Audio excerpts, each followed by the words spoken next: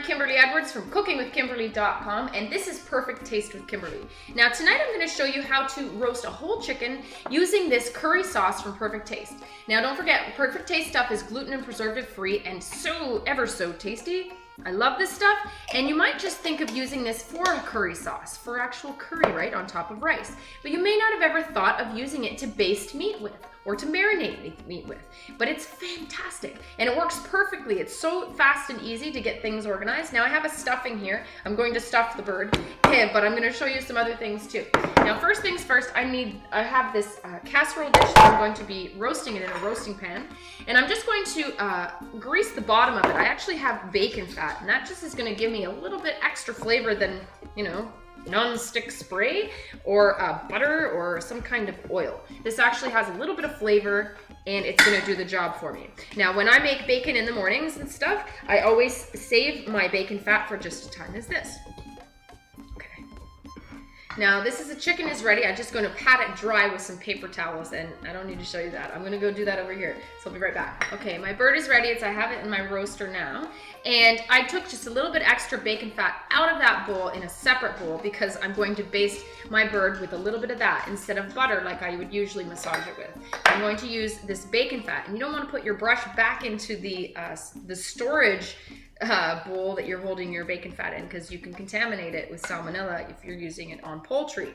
So take what you think you're going to need and don't put the rest back. Use it up. Do what you got to do. Get that bird completely coated. Now this is just going to give it a little bit extra crunchy skin. It's going to give it nice flavor, and all is going to be well. You will see. Now save this brush and this little bowl. Wash your hands. Right now I'm preheating my oven to 410 degrees, or you can do a little bit higher if you want.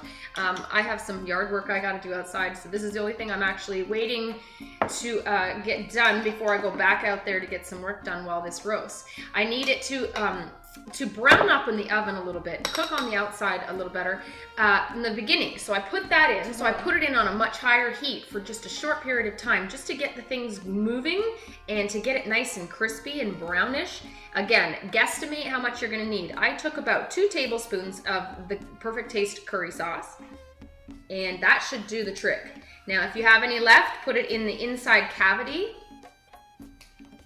for this bird. The stuffing I used today is a rice stuffing with some ground beef and some cherry or grape tomatoes out of your garden.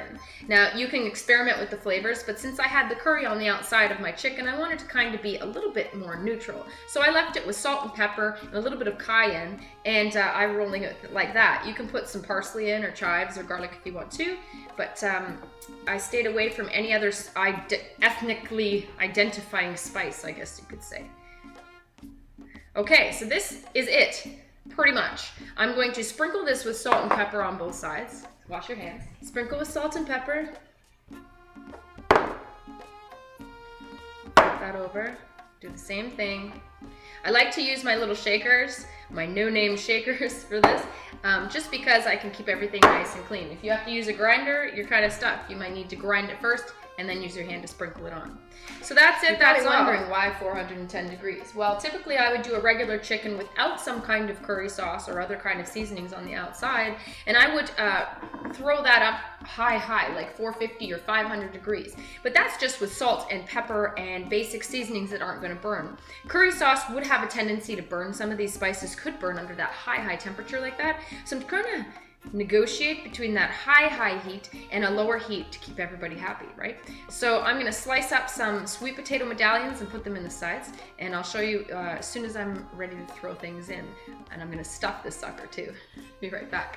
Now I'm just going to throw this into the oven uncovered and let this roast for about 10 or 15 minutes at 410 degrees. All right, it's been 12 minutes. Let's look at the chicken. Exactly what I wanted. Now I like to check on it just to make sure everything's okay and nothing's set weird and nothing's on fire or anything crazy. But I see that the curry paste is doing exactly what I wanted to do. It's drying out. It's creating a gorgeous crust. It smells unbelievable. Now you're probably wondering what's in here. You haven't seen me since I did this. I put some sweet potatoes in there. That's going to be one of our sides, and then we're going to have the rice on the inside, that stuffing. Now I'm checking these guys too, and I'm just going to move them around. I cut them into smaller chunks because they need to cook quicker. If you want the recipe, make sure you go check them out. It's roasting sweet potato chunks or something like that it's gonna be. And that's it, man. If you want the recipe for that rice stuffing, make sure you check that out too. Back in the oven. All right, so it went back in the oven. It's down to 360 degrees. You turn the oven down. I have it on the convection just because I want it to cook nicely. And I have those potatoes, so I need all the help I can get right now, getting all that heat moving in there. So I'm gonna set the alarm near my timer for 45 minutes. I'm gonna go back outside and get a little bit last daylight and get my things done. And hopefully I'll have a gorgeous dinner in about 45 minutes, so we'll see you then.